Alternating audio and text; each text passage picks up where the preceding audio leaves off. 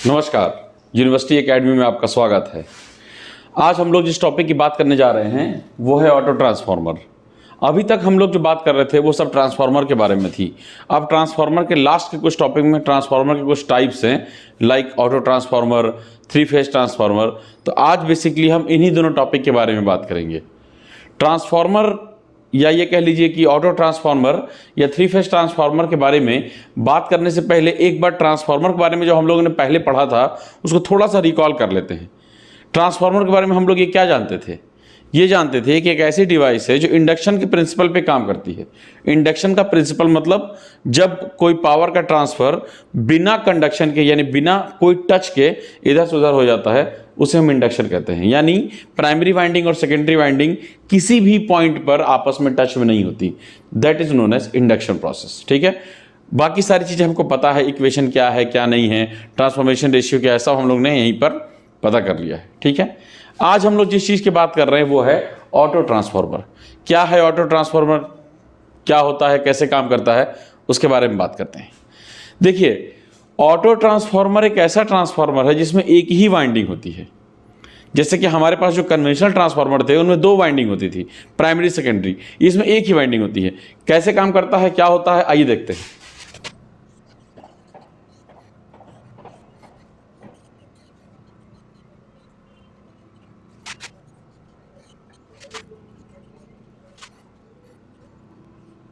देखो, ये है ऑटो ट्रांसफार्मर।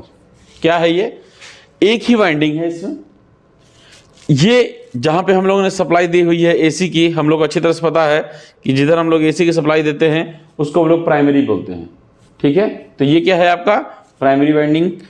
ठीक है, ये है आपका प्राइमरी। जिधर साइड लोड लगा होता है वो क्या है आपका सेकेंडरी। इतनी बात क्लियर है? ठीक है, अब यहां देख के ही लग रहा है नंबर ऑफ टर्न्स इसके हिस्से में ज्यादा आ रहे हैं और इसके हिस्से में कम आ रहे हैं। तो तुमको देख के समझ में आ रहा होगा कि ये किस टाइप का ट्रांसफार्मर होगा। ये स्टेप डाउन ट्रांसफार्मर है। क्यों? क्योंकि सेकेंडरी के नंबर ऑफ टर्न्स प्राइमरी के नंबर ऑफ टर्न्स से कम है। तो ये तुम्हारे नंबर ऑफ टर्न्स ज्यादा है, तो हम एक तरह से स्टेप डाउन ऑटो ट्रांसफार्मर को एक आइडियल लेकर या उसी को बेस लेकर समझाएंगे आप लोगों को। ये है आपका step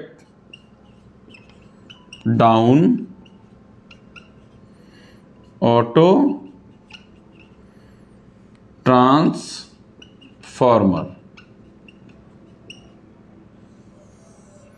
step down auto transformer. ठीक है, इधर साइड को हाई साइड वोल्टेज बोलते हैं क्योंकि यहां पे वोल्टेज हाई है तो इसको VH से डिनोट करते हैं। इसको लो साइड बोल रहे हैं तो इसको VL से डिनोट करते हैं। हाई साइड से निकलने वाली करंट को IH से डिनोट करते हैं और लोड में जाने वाली करंट को IL से डिनोट करते हैं। ठीक है, यहां तक आ रही है सेम करंट वही IL।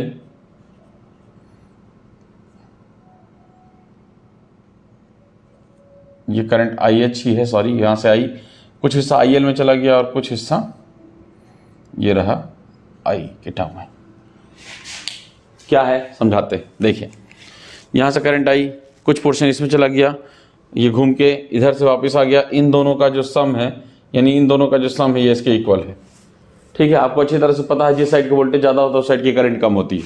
ठीक है, तो ये IH और I का जो सम है वो IL के इक्वल होगा, जो लोड में जाने वाली करंट है, एज पर दिस डायग्राम। ठीक है, अच्छा, अब इधर देखो, इस ट्रांसफार्मर ऑटो ट्रांसफार्मर में हम लोग इसको पहले एक तरह से नामकरण कर देते हैं। इधर साइड के नंबर ऑफ टर्न्स को हम लोग बोलते हैं NH, यानी high side number of turns, या N1 जैसा हम लोग जानते हैं। इधर साइड के नंबर ऑफ टर्न्स को बोलेंगे N2 या NL, लोड साइड के नंबर ऑफ टर्न्स को।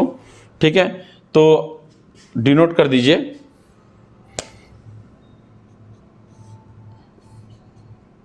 ये N1 है तुम्हारा, जो कि NH भी है, और ये तुम्हारा नंबर ऑफ टर्न्स इतना जो है वो क्या है,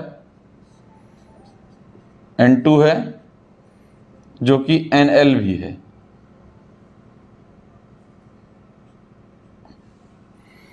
ठीक है, NH NL। ठीक, अच्छा, जो ऑटो ट्रांसफार्मर होता है इसमें जो यहां पर जनरेट होने वाली EMF है ठीक है, जो फ्लक्स है सॉरी, और यहां पे जनरेट होने वाले फ्लक्स है, वो दोनों को दोनों एक दूसरे को न्यूट्रलाइज कर देते हैं। बात समझ में आ रहा है? और फ्लक्स H क्या होता है? N इंटू आई। H क्या होता है? अगर हम लोग मैग्नेटिक फील्ड में बात करते थे तो आपको ये बात पढ़ा होगा, H इक्वल टू होता था NI। तो अगर उस भाषा में बात किया जाए तो दिस इक्वल टू दिस, यानी number of turns of this side into IH and number of turns of this side into IL, दोनों आपस में बराबर होंगे। इस चीज का ध्यान रखिएगा।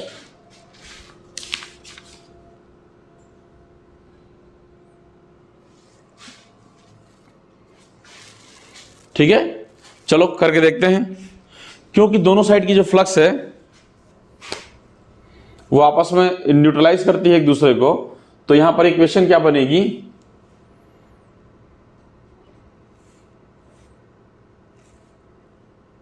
N इंटू ए बी, इतना number of turns, into current I A B equal to N into B C into I B C. यहां तक कोई दिक्कत तो नहीं? एन ए बी क्या है? एन ए बी क्या है? ये पूरा नंबर ऑफ टर्न में से अगर हम इसको माइनस कर देंगे तो एन ए बी आ जाएगा। ये पूरा नंबर ऑफ टर्न्स क्या है? एन एच है, माइनस इतना नंबर ऑफ टर्न्स क्या है? एन एल है। आई ए बी क्या है? आई ए बी तुम्हारा क्या है? आई एच है, equal to N B C. N B C क्या है तुम्हारा? ये एन टू यानी एन एल है। I B C, I B C क्या है तुम्हारा? आई है। इतनी चीज आ गई, ध्यान से देख के एक बार समझ लीजिए।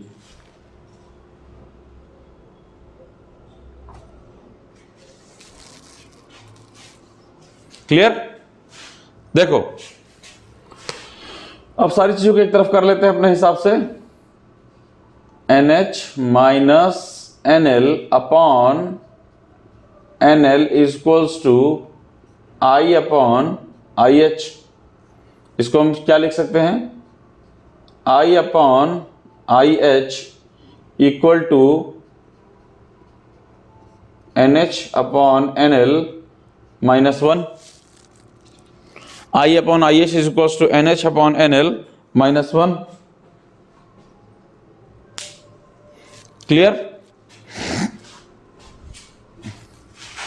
N H upon N L क्या है आपका? देख के लग रहा है ये टर्न्स रेशियो है। क्या है? Turns ratio. This is turns ratio. इसको हम लोग ने वहां पे किससे डिनोट किया था? के से किया था। यहां भी के से डिनोट करते हैं। आई अपॉन आई एच किसका टर्न्स रेशियो है? ऑटो ट्रांसफॉर्मर का। तो के से डिनोट करने के साथ नीचे सफिक्स में ए लगा दीजिएगा। के सफिक्स ए माइनस वन। के सफिक्स ए माइनस वन, ये क्या है? Turns ratio.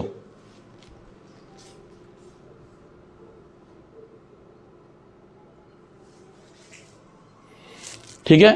अच्छा, अगर इसी ऑटो ट्रांसफॉर्मर को हम टू वाइंडिंग ट्रांसफॉर्मर में कन्वर्ट कर देते, सेम इसी ऑटो ट्रांसफॉर्मर का यही सेम कंडीशन, इसको अगर हम टू वाइंडिंग ट्रांसफॉर्मर में कन्वर्ट करते तो उसका ट्रांसफॉर्मेशन रेशियो क्या आता है?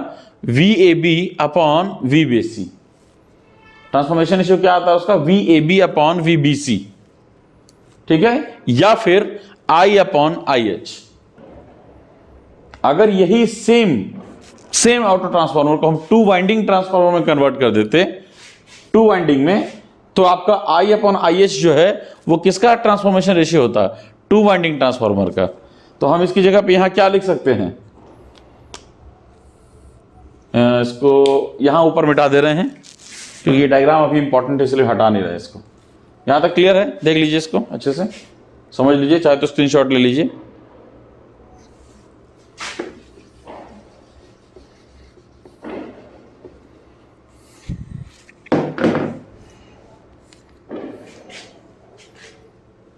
In case of two winding transformer,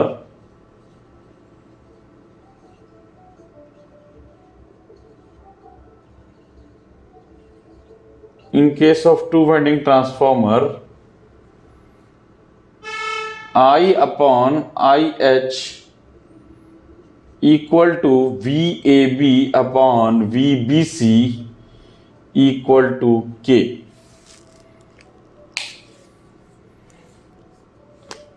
VAB यानी ये पूरा ये VAB अपॉन VBC। I किसमें का है, I इसमें का है और IH इसमें का है।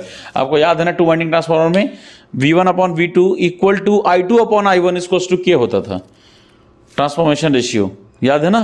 अगर हमने V1 अपॉन V2 को K माना है तो I की केस में, करंट केस में क्या होता था, उल्टा हो जाता था। तो अगर VAB अपॉन VBC K है तो इस दिस अपॉन दिस अगर K है वोल्टेज के टर्म में, तो दिस अपॉन दिस क्या होगा, K होगा करंट के टर्म में।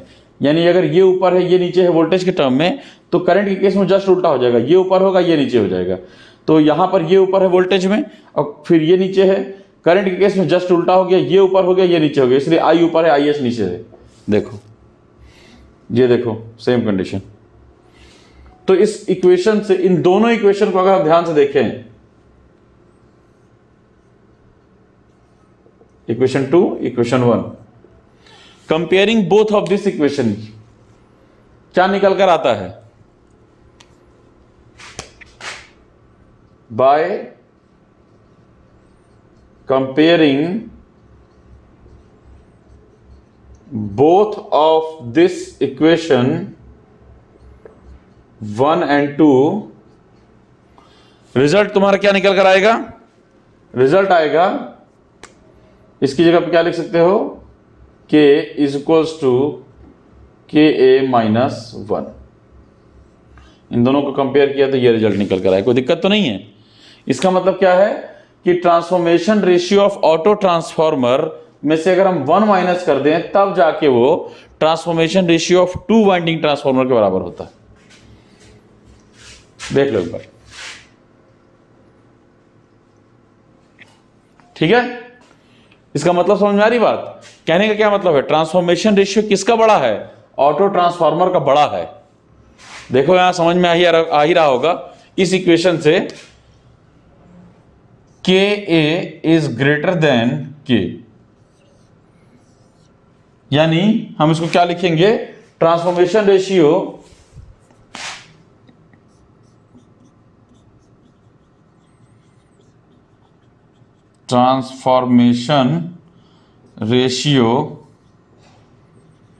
Of auto transformer is greater than the, ये मैं जगह ना होने की वजह से ऐसे लिख रहा हूं, आप लोग उसको कॉपी में पूरा लिखिएगा, transformation ratio of to winding transformer, transformation ratio of auto transformer is greater than the transformation ratio of to winding transformer. देख लो एक बार इसको, ठीक है। इतनी सी बात थी, क्लियर है ये।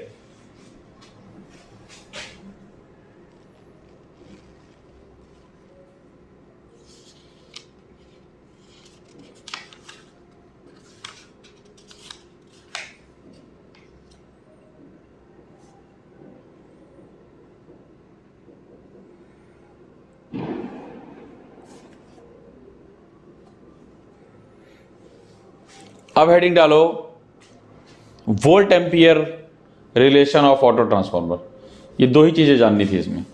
पहली चीज ऑटो ट्रांसफार्मर में क्या है कि ऑटो ट्रांसफार्मर में एक ही वाइंडिंग होती है, ठीक है।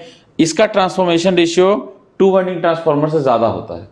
अभी हम वोल्ट एम्पियर रेशियो की बात करते हैं। वोल्ट एम्पियर रिलेशन जब आएंगे तो कुछ चीजें और अच्छे से क्लियर हो जाएंगी। फिर हम एक कायदे से एक स्टेटमेंट दे सकते हैं as compare to auto transformer and two winding transformer. इस चीज का ध्यान रखना, ठीक है। डायग्राम नहीं मिटेगा, बाकी सारी चीजें हट जाएंगी।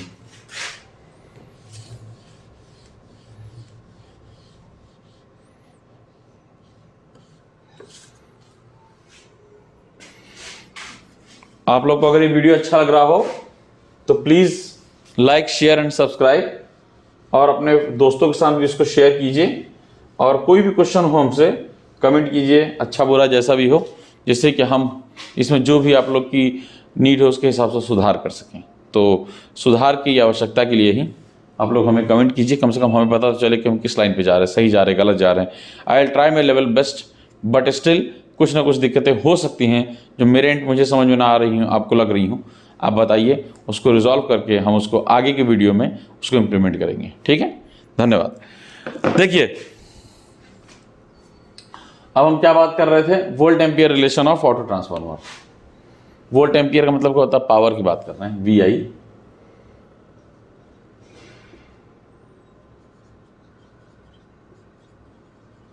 Volt ampere relation of auto transformer, volt ampere relation of auto transformer. ठीक है, क्या होगा भैया volt ampere relation auto transformer का? देखो वही सेम चीज है, हमने क्या बोला, अगर 2 वाइंडिंग ट्रांसफार्मर होता तो दिस अपॉन दिस ऐसे लेते हैं। तो उसी हिसाब से अगर देखा जाए तो VAB into IAB equal to VBC into IBC, ये है। ठीक है, ऑटो ट्रांसफार्मर के बारे में एक चीज तुम आप लोग और जान लीजिए कि ऑटो ट्रांसफार्मर एक ऐसा ट्रांसफार्मर है जो कि पूरी तरह से इंडक्शन के प्रिंसिपल पे काम नहीं करता। पुराना वाला जो ट्रांसफार्मर था हमारा, वो पूरी तरह से इंडक्शन के प्रिंसिपल पे काम करता था, कुछ भी पार्ट एक दूसरे से टच में नहीं था। इसी वीडियो की शुरुआत में हमने ये बात बताई थी। ठीक है, लेकिन जो ऑटो ट्रांसफार्मर है वो टोटली इंडक्शन के प्रिंसिपल पे काम नहीं करता है। ठीक है, इसका कुछ पार्ट जो है वो कंडक्शन के प्रिंसिपल पे काम करता है और कुछ पार्ट इंडक्शन के प्रिंसिपल पे काम करता है। ठीक है, तो कौन सा पार्ट इंडक्शन, अब ये पार्ट क्या है, ये वो जो वैल्यू है, ये हमने क्या बोला है, ये हम 2 वाइंडिंग ट्रांसफार्मर से तुलना कर रहे हैं। तो ये जो पोर्शन से जो पावर निकल कर आएगी वो जो होगी वो इंडक्टिव पावर होगी। तो यानी हम इसको लिख सकते हैं S inductive equal to VAB into IAB equal to VBC into IBC। चाहो तो इसको ऐसे लिख लो, VAB तुम्हारा क्या होगा, VH माइनस VL,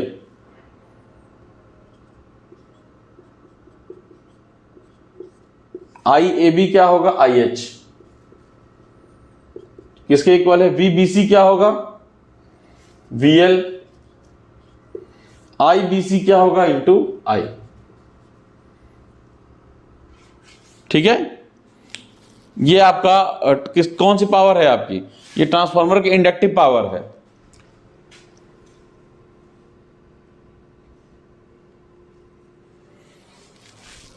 ठीक है,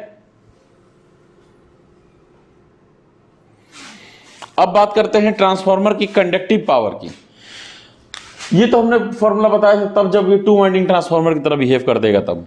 लेकिन अगर हम उसकी बात करें, किसकी बात करें, एज एन ऑटो ट्रांसफार्मर की, तो क्या होता है, पावर क्या होगी, प्राइमरी का वोल्टेज इंटू प्राइमरी की करंट। प्राइमरी की वोल्टेज क्या है, V1, प्राइमरी करंट क्या है, IH। तो ऑटो ट्रांसफार्मर के केस में S ऑटो क्या लिखेंगे, VAC इंटू IAB, ये है ऑटो ट्रांसफार्मर की पावर टोटल।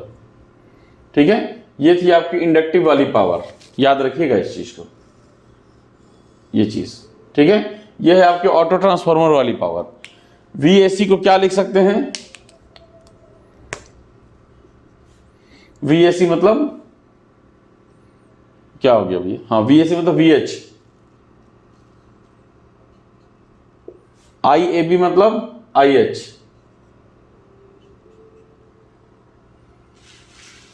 VAC मतलब VH, IAC मतलब IH। समझ आ रही बात, लिखते चलिए।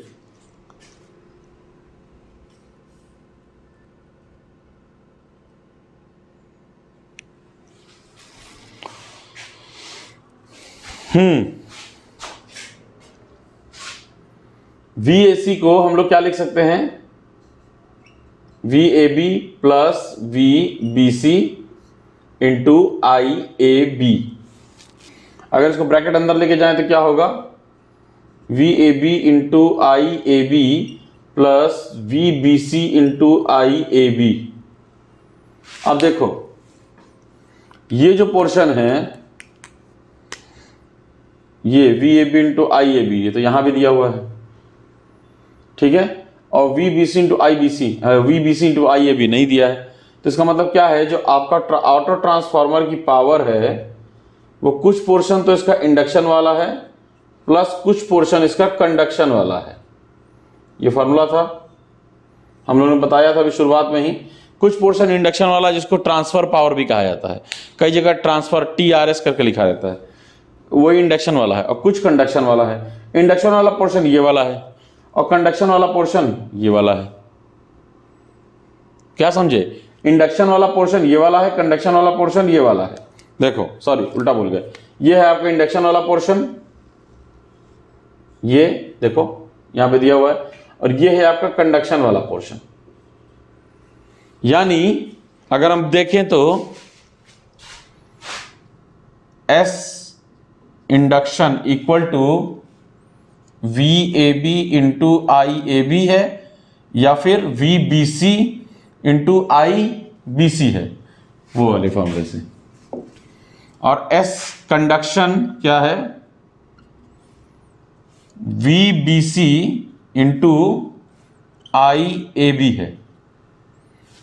तो जब इसमें भी BC इसमें भी BC है तो हम BC वाला लेके चलें, थोड़ा जल्दी समझने में आसानी होगी। VBC कितना है, VBC है V2। तो अगर हम S इंडक्शन को चाहे तो ये भी लिख सकते हैं,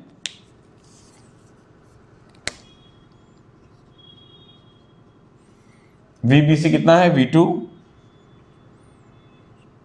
इंटू IBC कितना है BC, IBC कितना है I है, V2 इंटू I। इसी तरह से S कंडक्शन का क्या है, VBC कितना है V2, IAB कितना है AB, ये कितना है IH है। तो ट्रांसफार्मर के टोटल पावर कितनी हो गई भाई, ऑटो ट्रांसफार्मर की, S auto equal to S inductive plus S conductive, क्या होगी, S auto equal to V2 into I plus V2 into IH, या फिर क्या लिख सकते हैं इसको, S auto equal to V2 क्या है VL था, VL into I plus VL into IH, ये है।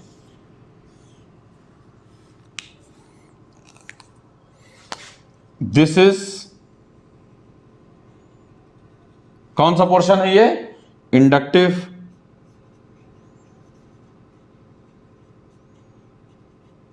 दिस इज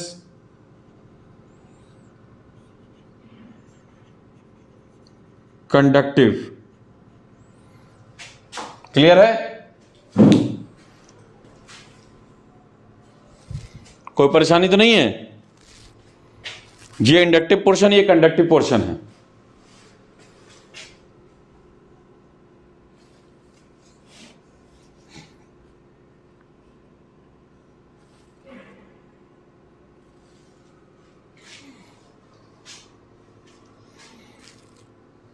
यहां तो समझ में आ गया।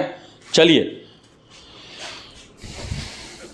अब हम थोड़ा सा एक बार इसके ट्रांसफॉर्मेशन रेशियो एक निकाल के इसका देख लेते हैं, किसके टर्म में, पावर के टर्म, यही PA के टर्म में, वोल्ट एम्पियर रिलेशन के टर्म में। यहां तक निकल के आ गया है, आपको समझ में आ रहा होगा क्लियर कट, इसलिए फॉर्मूला याद करने की जरूरत नहीं है, पूरा डेरिवेशन सामने लिखा हुआ है इसके।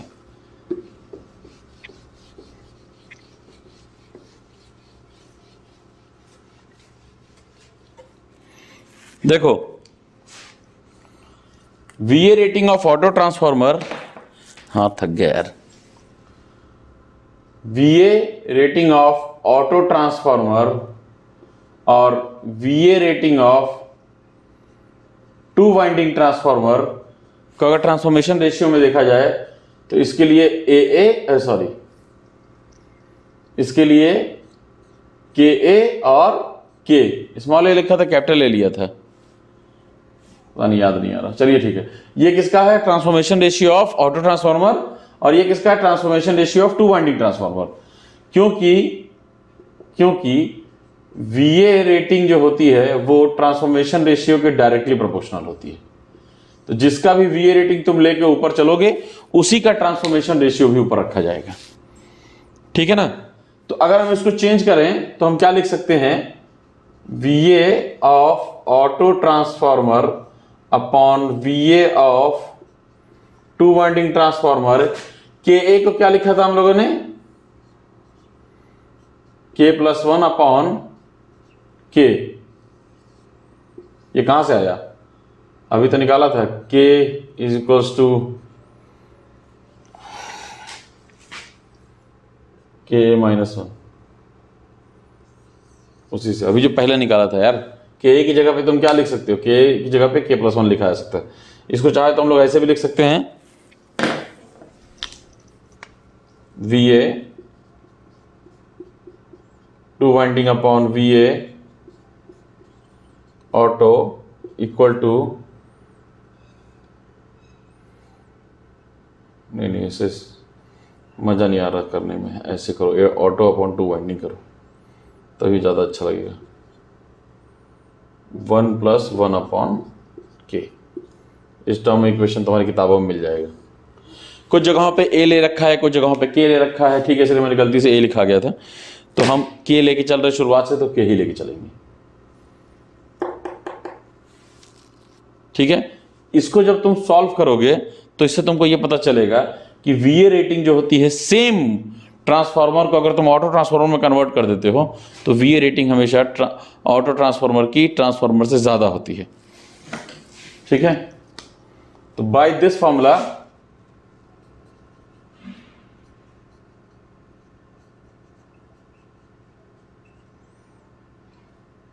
we know VA rating of auto transformer is greater than VA rating of two winding transformers। समझे? यानी अगर हमको सेम मटेरियल है तो हमारे लिए टू वाइंडिंग ट्रांसफार्मर ज्यादा फायदेमंद है विद रिस्पेक्ट टू कन्वेंशनल, हमारे लिए ऑटो ट्रांसफार्मर ज्यादा फायदेमंद है with respect to conventional two winding transformer. बात समझ में आ रही है? यानी इसका ट्रांसफॉर्मेशन रेशियो ज्यादा है, इसमें मटेरियल भी कम लगता है, एक ही वाइंडिंग से दोनों काम चल जाते हैं, ठीक है। इसमें कंडक्शन के साथ साथ इंडक्शन से भी एनर्जी जाती है, मतलब इंडक्शन से जाती है, कंडक्शन से भी जाती है। इसी वजह से इसकी वैल्यू थोड़ी ज्यादा हो जाती है। हमारे पुराने ट्रांसफार्मर में क्या होता था कि सिर्फ और सिर्फ पावर ट्रांसफर इंडक्शन से होता था, मगर ऑटो ट्रांसफार्मर में क्या हो रहा है? पावर ट्रांसफर इंडक्शन के साथ साथ कंडक्शन से भी हो रहा है, तो इंडक्शन के साथ कंडक्शन का थोड़ा एज मिल जाता है। तो मैथमेटिकली ये चीज प्रूफ होकर सामने आई है कि VA मतलब वही होता है पावर V/I, जो ऑटो ट्रांसफार्मर का है वो ज्यादा होता है टू वाइंडिंग ट्रांसफार्मर से कन्वेंशनली, ठीक है। कोई दिक्कत तो नहीं? तो ये जो है ये आपका एक ब्रीफ इंट्रो है अबाउट ऑटो ट्रांसफार्मर। अब जल्दी से हम लोग 3 फेज ट्रांसफार्मर सुन लेते हैं, और उसके बाद इस चैप्टर में if I am not wrong अगर कोई न्यूमेरिकल इस तरह के नहीं होंगे तो ये तो आपका यूनिट यहीं समाप्त हो जाएगा आज। अब हम इसको मिटा रहे हैं।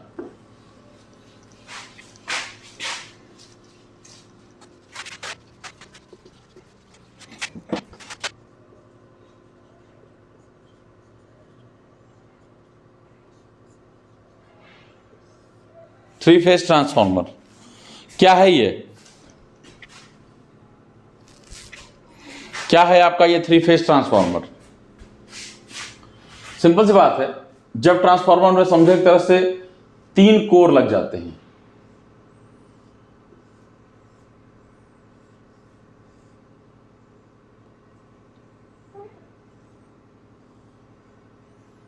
ये कोर है तीनों 3D में हम बना नहीं पा रहे हैं, हमारे राइटिंग वगैरह पे से हमको जज ना करना ना डायग्राम से, मगर हम क्या बताएं जो है सो है। ये है 3 वाइंडिंग ट्रांसफार्मर है, 3 फेज ट्रांसफार्मर है, 3 कोर हैं, तीनों में वाइंडिंग है इसमें, ठीक है, तीनों में आपकी वाइंडिंग रहेगी इसमें।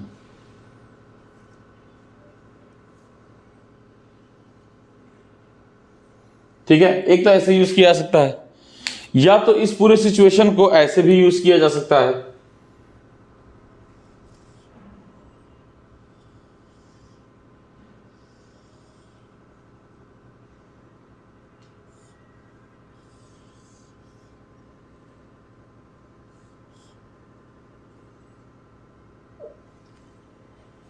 डायग्राम कुछ इस टाइप का है, मतलब क्या है तुम्हारा, जैसे ये देखो, इसका टॉप व्यू देखो, टॉप व्यू का मतलब क्या होता है, ये वाई जैसा बन रहा है इस तरह का, ये भी देखो वाई जैसा बन रहा है। हम ये बनाना चाह रहे थे जिसमें बीच वाले लिम्ब गायब है, बीच वाला लिम्ब नहीं है इसमें सिर्फ प्राइमरी है, सेकेंडरी है, प्राइमरी है, सेकेंडरी है, इसी तरह से बीच वाला लिम्ब नहीं है। देखो यहां पर भी ध्यान से देखो तो बीच वाले लिम्ब की जरूरत ही नहीं है, क्योंकि वाइंडिंग सिर्फ बाहर वाले 3 लिम्ब में है। तो ऐसे अब की बार डिजाइन किया गया है कि एक यहाँ पोर्शन, एक यहाँ पोर्शन, एक पीछे वाले पोर्शन में, वाइंडिंग सिर्फ इन 3 पोर्शन में है, बीच वाला लिम्ब है ही नहीं इसमें। तो इस तरह से बनाया जा सकता है 3 फेज ट्रांसफार्मर। इस तरह से बनाने में क्या होता है और इस तरह से बनाने में क्या होता है, ये जो है ये 3 सिंगल फेज ट्रांसफार्मर को मर्ज करके 3 फेज ट्रांसफार्मर बनाया गया है। 3 सिंगल फेज ट्रांसफार्मर के कोर को लिया, उनको आपस में मर्ज कर दिया और बना दिया 3 फेज ट्रांसफार्मर। और ये 3 फेज ट्रांसफार्मर है आपस में। इसकी फोटो देख लेना तुम लोग, बीच का लिम्ब गायब होगा, ये वाला बीच का लिम्ब क्यों हटा दिया, इसकी रिक्वायरमेंट ही क्या है, जब इसमें ना वाइंडिंग है ना फ्लक्स आना जाना है, कुछ फालतू क्यों बनाए। तो 3 फेज ट्रांसफार्मर में और 3 सिंगल फेज ट्रांसफार्मर को 3 फेज ट्रांसफार्मर बनाने में बस अंतर इतना ही आता है कि अगर हम 3 सिंगल फेज ट्रांसफार्मर को 3 फेज में कन्वर्ट करते हैं तो इसमें खर्चा थोड़ा ज़्यादा हो जाता है, कुछ ऐसे एक्स्ट्रा पार्ट्स आ जाता है जिनकी रिक्वायरमेंट नहीं होती है, वेट थोड़ा बढ़ जाता है। यही क्यूमुलेटिवली अगर एक ही ट्रांसफार्मर को 3 फेज की तरह ही बनाते हैं तो उससे क्या होता है कि उतना ज़्यादा लोड नहीं आता, उतना वो भारी नहीं होता, मटेरियल का कॉस्ट कम हो जाता है, खर्चा कम हो जाता है उसी वजह से। तो ये तो बेनिफिट है 3 फेज ट्रांसफार्मर का with respect to 3 single phase transformer. ठीक है, लिख दो भैया, याद रहेगा इससे, 3 सिंगल फेज ट्रांसफार्मर, और ये क्या है 3 फेज ट्रांसफार्मर। लेकिन अगर 3 फेज ट्रांसफार्मर के किसी भी लिंब में, एक इन तीनों में से, जैसे इसमें 3 है, इसमें भी 3 है, इन 3 फेज ट्रांसफार्मर के किसी भी एक लिंब में अगर जरा सी भी दिक्कत आ जाती है, ठीक है, कोई प्रॉब्लम अगर आ जाती है, तो पूरा का पूरा 3 फेज ट्रांसफार्मर ही चेंज हो जाएगा, इसमें करना ही पड़ेगा। ऐसा नहीं हो सकता कि अगर एक लिंब में दिक्कत आ गई तो दोस्त चला लो, नहीं चला पाओ।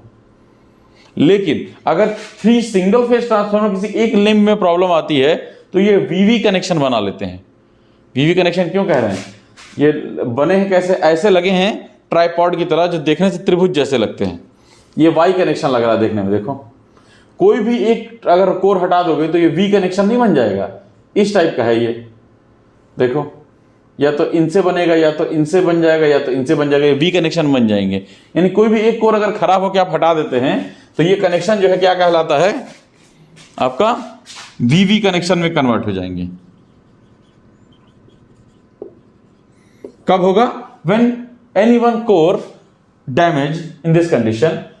मगर इसमें ओनली 3 सिंगल फेज ट्रांसफार्मर है, जब 3 सिंगल फेज ट्रांसफार्मर को जब 3 फेज बनाया जाता है उस केस में एक को तुम हटा दो, उसको रिपेयर करने भेज दो, पूरा लोड बाकी 2 कोर में चला जाएगा। हाँ, वो अलग बात है कि वो अपने फुल एफिशिएंसी का 57.7% के आसपास फुल एफिशिएंसी का आ जाता है। यानी वो अपनी कुल एफिशिएंसी जिस पे वो काम कर रहा था उसका 57.5% के आसपास गिर जाता है वो, मगर काम करता है। वोल्टेज गिर सकता है मगर काम रुकेगा नहीं, प्लांट में प्रोडक्शन कम हो सकता है मगर बंद नहीं होगा। इसमें क्या है, चले तो चांद तक नहीं तो शाम तक, चल रहा तब तक ठीक है, जहां बंद होगा तो पूरा ही बैठ जाएगा। ले देखे इसमें क्या दिक्कत है, इसमें कोई दिक्कत नहीं है। एक चला गया 2 संभाल लेंगे, 2 चला गया तब तो कोई नहीं संभाल पाएगा। ठीक है, तो एक कोई भी अगर चला जाए तीनों में से तो आप उसको तब तक रिपेयर करने को भेज दीजिए, उसको रिपेयर कराइए, लगाइए, तब तक बाकी 2 काम संभाले रहेंगे। ठीक है, तो इस तरह से देखा जाए तो इस पॉइंट ऑफ व्यू से 3 सिंगल फेज ट्रांसफार्मर जिनके क्यूमुलेशन से एक 3 फेज ट्रांसफार्मर बनता है वो ज़्यादा अच्छा है। तो जैसी रिक्वायरमेंट होती है वैसा इस्तेमाल किया जाता है। ठीक है, तो आज हमने यहाँ पर ऑटो ट्रांसफार्मर और 3 फेज ट्रांसफार्मर दोनों टॉपिक आपके फिनिश कर दिए। आशा है आपको समझ में आया होगा। तो इस लेक्चर को ध्यान से सुनने के लिए और हमारे साथ जुड़े रहने के लिए बहुत बहुत धन्यवाद। नमस्कार।